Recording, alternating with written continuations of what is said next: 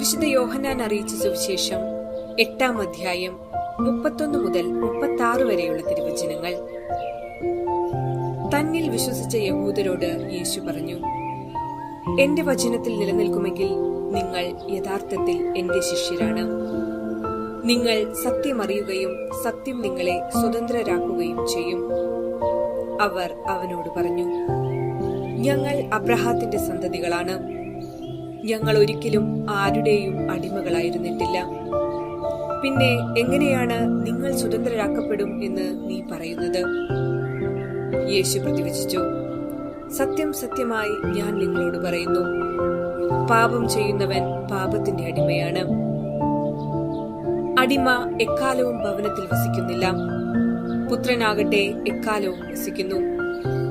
അതുകൊണ്ട് പുത്രൻ നിങ്ങളെ സ്വതന്ത്രരാക്കിയാൽ നിങ്ങൾ യഥാർത്ഥത്തിൽ സ്വതന്ത്രരാകും. ഓർമ്മിക്കുക,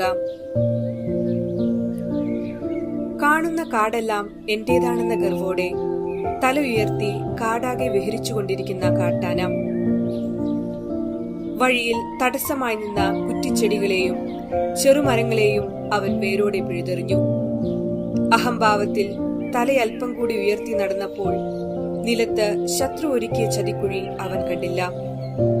കെണിയിൽപ്പെട്ട അവനെ ശത്രു ബന്ധനസ്ഥനാക്കി.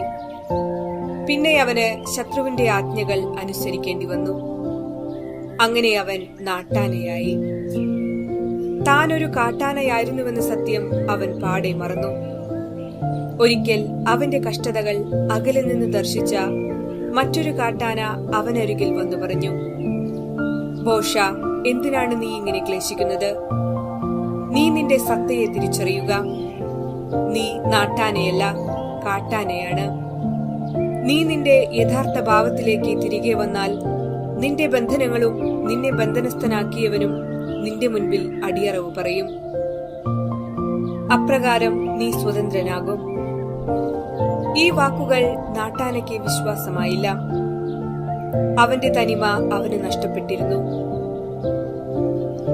അവന്റെ ജീവിതം പിന്നെയും അടിമത്തത്തിന്റെ നുകം വഹിച്ചുകൊണ്ടിരുന്നു. നാട്ടാനയല്ല, കാട്ടാനയാണ് എന്ന സത്യമാണ് നാം ഒക്കെ തിരിച്ചറിയേണ്ടത്. ഈ സത്യത്തെക്കുറിച്ചുള്ള തിരിച്ചറിവ് നൽകാനാണ് ക്രിസ്തു വന്നത്. ഈ സത്യം നാം ഒക്കെ തിരിച്ചറിയുന്ന നിമിഷം നമ്മുടെ ആത്മസ്വാതന്ത്ര്യത്തിന്റെ സ്വർഗീയ തലത്തിലേക്ക് അവൻ നമ്മെ കൈപിടിച്ചാനയിക്കും. പാപത്തിന്റെ അടിമത്ത നിയമങ്ങളല്ല, പുത്രസ്നേഹത്തിന്റെ വരമൊഴികളാണ് നാം നിറവേറ്റേണ്ടത്. സത്യം നിങ്ങൾ അറിയും, അത് നിങ്ങളെ സ്വതന്ത്രരാക്കും. സ്വാതന്ത്ര്യത്തിന്റെ സ്വർഗരാജ്യം നിനക്കുള്ളതാണ്. ഈശോ ഉത്ഥാനത്തിലൂടെ നമുക്ക് നേടിത്തന്ന ഈ സ്വാതന്ത്ര്യത്തിൽ മുന്നേറുവാൻ എല്ലാവർക്കും ഇടവരട്ടെയെന്ന് പ്രാർത്ഥിക്കാം.